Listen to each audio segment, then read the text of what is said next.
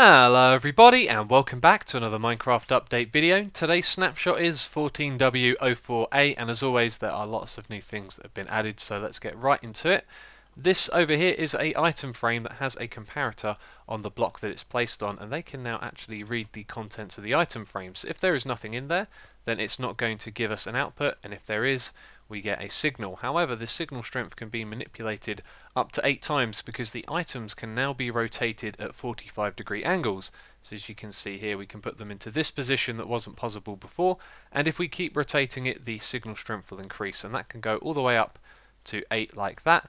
And then when we rotate it one more back to the original position, it goes back down to 1. So an obvious use for that is combination locks. You could have a group of item frames with items in them, and doing all the redstone magic, you can make it open a door or something like that. But this next feature will please both the builders and the redstoners. You can place buttons on the top side of a block and the bottom side as well. And this feature right here is particularly interesting. You can somewhat automate the creation of golems. We have some pumpkins in here, so we can create a snow golem who's going to fall down into oblivion like that. This previously wasn't possible, and we can create an iron golem this way as well. So just get a dispenser to put the head down and it will create the golem for you. Now this also works with the wither boss, but I think we should do that in a separate world as it could be a little bit destructive. So I haven't actually spawned one of these yet, and what I'm expecting to happen is for all of these dispensers and the lapis blocks to get blown up, but let's do this one by one. So it actually plants it onto that block. I'll tell you what, let's do some experimenting while we're recording. Can it place it on other blocks for you? No, it appears to only be soul sand, which is interesting. But here we go. And it didn't blow them up. I imagine it will do that in a second then. And there we go, it blew it all up. So there has been a big change to the villager AI. This guy over here can now harvest crops. Now he is a farmer, that makes complete sense, but the other ones that wear the same skin as this guy, for example the shepherd or the fisherman, they can also do this as well. Now when the plants are fully grown into wheat, he'll be able to harvest them. Now he doesn't always do this instantly, tends to do it at his own pace, but when he does that, he'll pick up the wheat and he'll pick up the seeds as well and then replant them. Now what I've done here is put down some hopper minecarts underneath with hoppers underneath them to see if we can collect the items automatically, which you can see we can. However, it means that the hoppers sometimes pick up the seeds before this guy gets a chance to, and if they do that, then he can't replant the farm. But on occasion he does pick it up before them. But what's interesting is that Mojang have hinted that they've not only added this, but there's going to be more things coming to each of the villages as well. So be on the lookout for some changes in the future. Now in the last update, Mojang decided that iron golems would no longer drop iron and zombie pigmen would no longer drop gold, which upset a lot of people, and they decided to listen to the community and they've changed it back to the way it was. So let's just kill this guy and hopefully, there you go, we got a gold ingot, and if we kill the guy on this side it might take a few hits, but we should get ourselves an iron ingot, and there you go, we got 3 iron ingots. So the next thing that's been added is a crafting recipe. There's still some problems with item frames. So that is actually a block of cobblestone. So if you take cobblestone and vines and put them into a crafting bench, you will be able to craft mossy stone like that.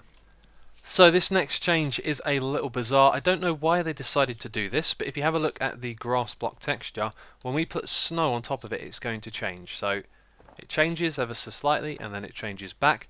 Now the place to look at is at the side and down the bottom here. Why they decided to do this, I do not know. It's a strange little change, but there you go. Now this next one is with the dead bushes. Previously they were not flammable, so let's light this netherrack in the middle and you'll see that it will spread to the dead bushes and away they go. And the next change, there was a problem with silverfish. They could previously go inside of these blocks, which are technically stone because they use the same block ID, but that's been changed so they can't go inside of those blocks.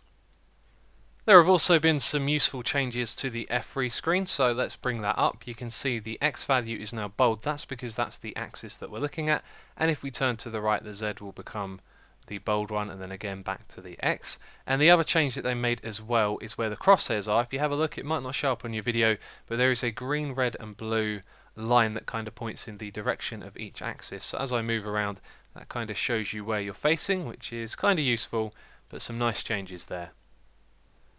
A new command has been added to the game. This one is called particle, and guess what it does? It creates particle effects. That's the parameters for using it right there. So let's activate this command block and see it in action. It's creating the slime effect at the moment, and it is doing that one block above where the command block is, although it kind of spreads out, and this is the speed and this is the amount of them. So we can actually turn up the speed, and it looks real strange when you do that. You can see the animation is a lot quicker now.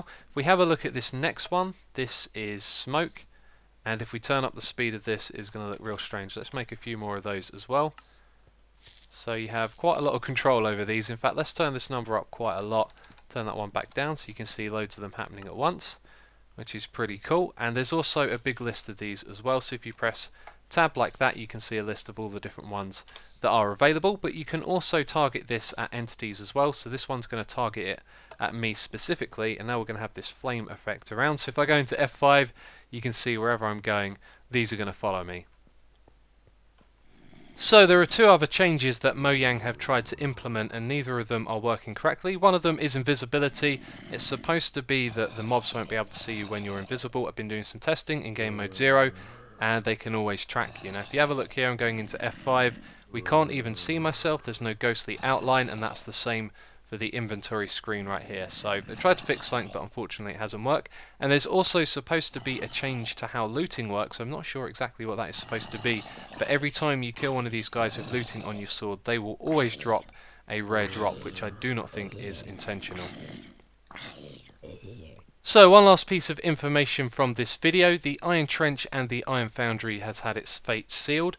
Unfortunately, they are no longer going to work. Even though the Iron Golem now drops iron ingots again, they have patched the way that doors are used to form villages, and there was basically a bug there which those ones exploited, which is how they got the high spawn rates for the Iron Golems. But the old traditional iron farms designed by the Zip crowd, that should still work. I haven't been able to test it, but supposedly it does. But let me know down below in the comments what you think about that. Do you think the Iron Foundry and Trench should stay? I personally think it's a fair compromise. But that is it for this video, so as always, thank you very much for watching, and I will catch you next time.